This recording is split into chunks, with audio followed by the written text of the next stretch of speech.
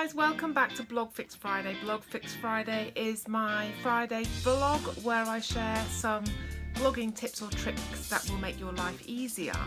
So this week I thought I would share, there's a lot of them, 16 blogging mistakes that I think people make sometimes.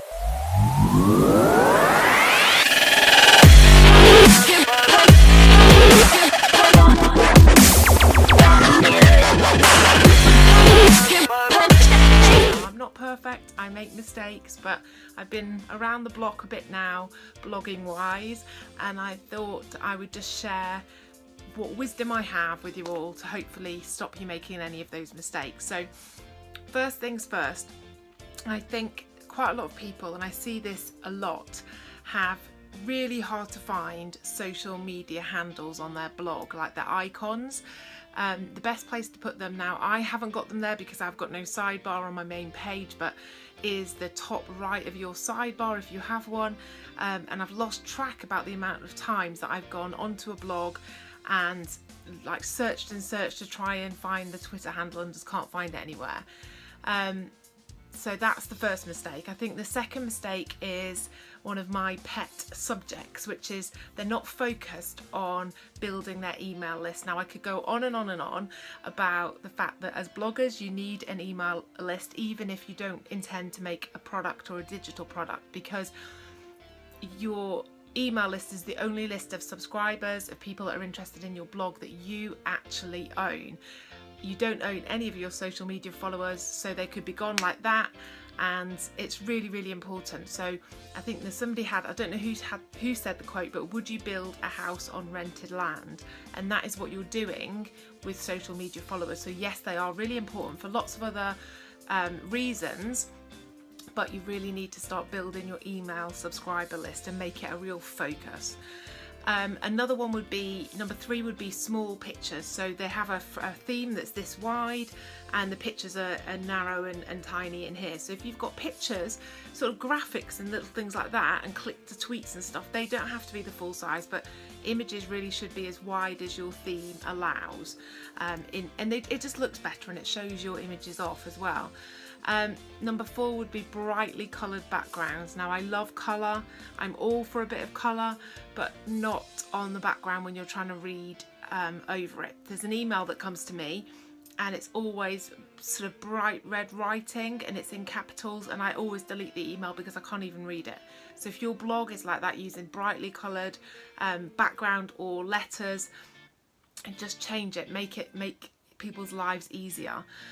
Number 5 I think we're on is using captcha. So people have that captcha thing on their comments that mean people have got to fill in, you know, how many times they ate ice cream last week or whatever it is, that they've got to identify every picture with a tree in it, and people can't be bothered, like, and then quite often it says, oh no, you haven't done it right, and literally people can't be bothered to do that. So make commenting as easy as possible.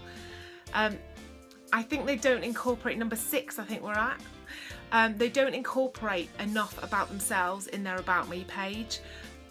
So we want to see pictures, we want to sort of, when we hit on that page, someone's interested in you, so you need to give them a bit of your story on that page. They don't value themselves enough. Another thing would be not valuing themselves. I know quite a few people that would say, oh, they're embarrassed to say they're a blogger or something.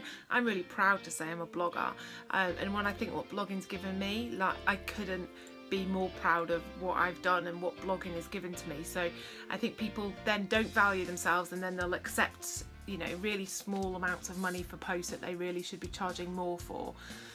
I think this is twofold really, is when you've got a sidebar, sometimes it's too full and then other times it's empty. So I think there's a balance between having things in there that are useful, that would signpost people to certain posts or give people the information they want, and having any old badge in there that people aren't even going to know what it is. So I think there's a balance, and I think sometimes I've seen people go either way. One of my pet hates, and I will say hate because it drives me insane, is when people have the subscribe to my blog already ticked. So I've lost track of the amount of times I just click on a comment to send my comment, and find out later that I've inadvertently subscribed to someone's blog because I didn't untick the box. And I think people should, I don't think you should do that. I'm all for building up your subscribers, but I think people should make the conscious decision to tick it, not it already be ticked for them. So that would be another thing. Poor profile pictures. Like sometimes I go on someone's blog and I'm like, are they anonymous? Is that kind of like a I want to be anonymous picture, or is it just a really bad picture, you know, not showing them? And also sometimes it's actually a really bad picture, like the person is, you know, is a really, you know, friendly looking person, but on their profile picture it looks like they're quite scary, or not very they may be a bit intimidating on their profile picture. So I think I'd always get a few pictures and show them to some close friends or other bloggers and say, which one do you think represents me best, and then use that picture across all your platforms. Which leads me into the next thing, which is they're not consistent across platforms. Now this isn't just profile picture, but I think that's important that that is consistent across platforms. But people maybe have like a header on one platform and then they don't have the same sort of thing on the other. And I know sometimes, like for Pinterest, you haven't got a header, but then your social media, the picture should be the same, and there should be, where possible, a similarity in the bio or the wordings and the design if possible, just so people kind of, it feels congruent, it feels, you know, consistent, I think.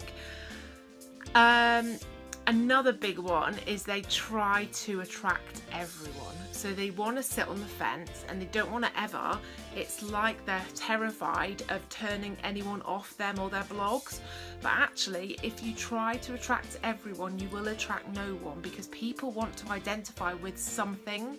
And if you're just trying to be a general people pleaser, or I write about a bit of everything just in case because I'm a bit scared of maybe you know, people arriving at my blog and not liking it, then probably the people that you want to attract are not really going to be that attracted to your blog either, because it's not giving them what they want. So although you don't have to be ultra specific, the people that do make a success of their blog in general are people that have a bit of a niche or something that they're known for. So maybe they write about family, but maybe it's always kind of sentimental, it's always raw, or whatever it is that they do, but they do that and that's kind of evident in everything they do. It's not that they're just taking a cookie cutter kind of view of everything. So I'd say don't try and attract everyone. Another thing would be having small disclosure. So I think sometimes I've seen disclosures, and there's lots of things about whether, you know, it should be at the beginning or the end. I'm not really talking about that. I'm just talking about the fact that when it's that small, they've specifically gone in and made the font of "this is a sponsored post" so small that you need a magnifying glass. I just think that seems a little bit deceitful. You've written it, but then you've gone in and made it tiny. So, you know, if it's a sponsored post, say whatever you want to say, but just it's in the same font. You know, I just think it's a bit weird. Another thing would be that they don't put the handle in their Twitter shares. Now this is a big massive thing for me, but if you have a social sharing plugin or way to share your post, go in and click the Twitter one and make sure when it pops up your whatever your Twitter handle is in there. If it's not, people really won't want to share your stuff because it'll look like it's coming from them, you'll never know they've shared it, etc, etc. So make sure that, go and test your blog now, make sure that when you click that icon, the Twitter one, that your Twitter handle pops in and auto populates. And also that there's some sort of header, that, you know, some sort of title for the post, not just like, you know, it's just the URL, because people don't want to share that either because it looks spammy. Two more things. So they think that their blog is all about them, which it isn't. Your blog should be yes, it is your blog, but if you want it to be to grow, it should really be about the reader that you want to attract and what the benefit of your experience is to them. So it should be more about your reader and less about you. It sounds bizarre, but you have to believe me. And the last thing is that they moan too much.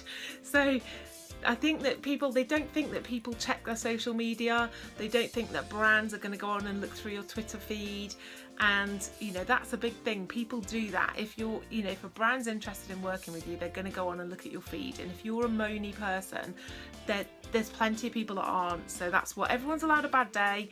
I'm not talking about that, but some people, you know, constantly kind of seem to use social media to vent and then perhaps wonder why their blog isn't growing as much as they would like it to.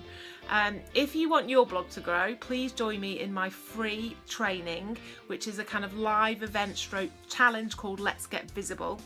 It starts on the 10th of April. You can get there by just signing up on the link below. It's youbabymemummy.com/visible, and it's going to be really good fun. So although it's a live event starting on the 10th of April, you can sort of check the replays later on in the day or whatever, and it's going to take about 15 minutes a day, I think, and I'm going to show you how to increase your blog's visibility, increase your traffic, have a system that's like a blueprint that you can use going forward then, so you make sure that the time you invest is actually time that's going to be rewarded in the kind of visibility and traffic that you get in return, other than sometimes we put this time in and we don't really feel like our blog is moving forward. So this is going to be a really fun week, a 5-day challenge to really let's get our blogs visible. So if you like this video, please give it the thumbs up, subscribe, and click the link to save your spot in Let's Get Visible. Bye.